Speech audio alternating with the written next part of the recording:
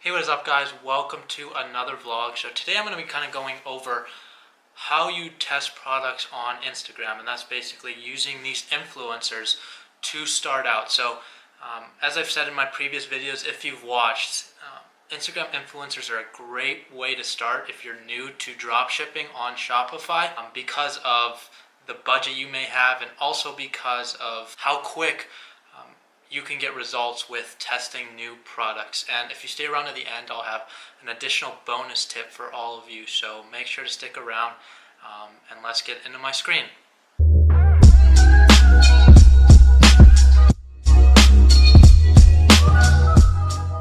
Alright, so with testing products on Instagram and using these influencers, it's going to take some time, and you're going to spend, you should have a marketing budget between, I'd say, $100 to $500 to test, but you shouldn't be using big pages. You should be paying anywhere from $10 to $50 to test on these pages, and you'll know you're doing that because you're on pages between 100 to 400,000 followers. So, and don't get discouraged at the beginning. It's going to be tough. You want to test out your marketing skills, but it's the idea of the law of averages. If you keep testing your products, you're going to eventually find one or two. So it's this idea of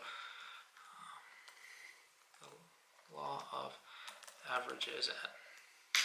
So keep testing your products. It might take 10, 15, 20 shoutouts to really find that product, but you'll know. And how I like to structure my weeks through using Instagram influencers is I'll use 2 to 3 influencers a day, and I try to avoid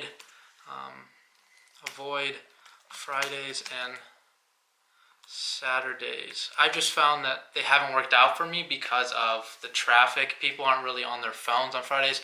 Think about it. Would you be on your phone on a Friday night? No, you're probably out at the movies with your friend or your girlfriend. Saturday, you're out at soccer games, stuff like that. Just be realistic. When would you be on your phone? And that's a good way to test when you should be advertising your product. So, and I like to do the same thing every single day. I like to test. That's how you're really going to make money in this game, is finding those 1, 2, 3 winning products and then scaling from there. So one thing that's unique to me in actually testing influencers, some people will do different ad copies, which is basically changing the picture, the text on something, but I actually like to test 2 to 3 influencers on the same product with the same ad copy. I'll just do, and you might be asking, how do you do that? Because it's the same URL. How do you know which source it's coming from? So I actually import 2 to 3 of the same product, and I'll just change 1 or 2 letters within the product title, so that way it changes the URL. I find this very valuable because then I can just see in your analytics when you look at the day, based on those 1 or 2 changes in letters, how many views are you getting per page and what kind of sales are you generating from each of those single pages. That's kind of unique to me, and I think I haven't really seen anybody else do that out on the market. But you just import the product again from Overload, depending on how many influencers you're using, whether 2, 3, 4, and then you basically change 1 letter, and that'll change the URL, and you give that URL to whatever the swipe up link or link in bio for your advertisements.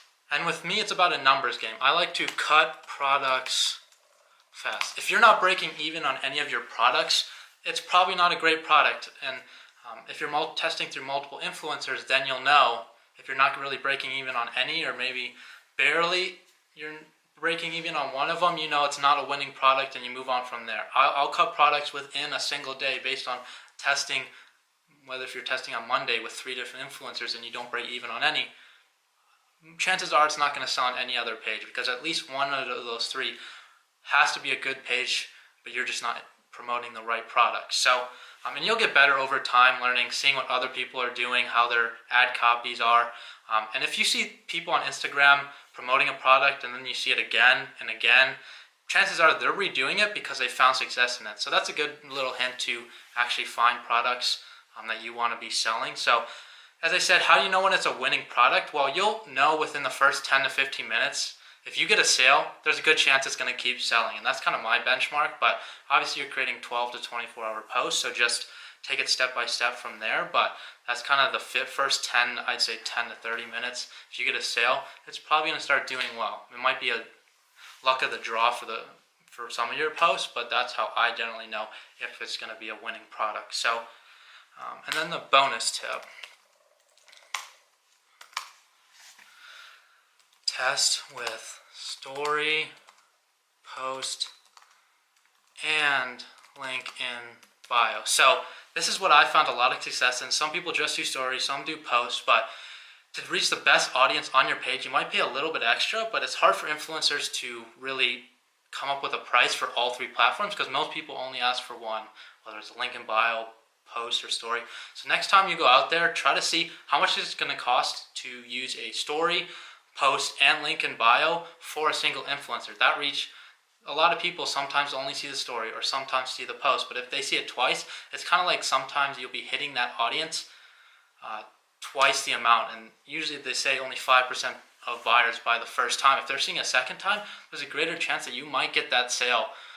So that's a great tip that I found a lot of success in, and if I try, I use that on any influencer that I find. So if you find value in this video, don't forget to give it a thumbs up, subscribe to join the family, and thanks for watching, guys, and I'll catch you in the next video.